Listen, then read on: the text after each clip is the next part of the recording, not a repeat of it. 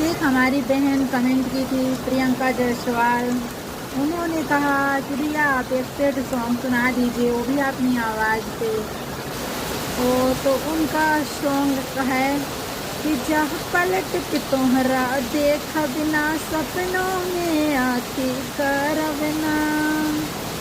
जहाँ पलट के तोहरा देख बिना सपनों में आती करवना। कहीं इंतजार हम, तू दूसर राह से गुजर गईला। जहिया बात से मुकर गईला, ओहे दिल से उतर गईला। जहिया बात से मुकर गईला, ओहे दिल से उतर गईला।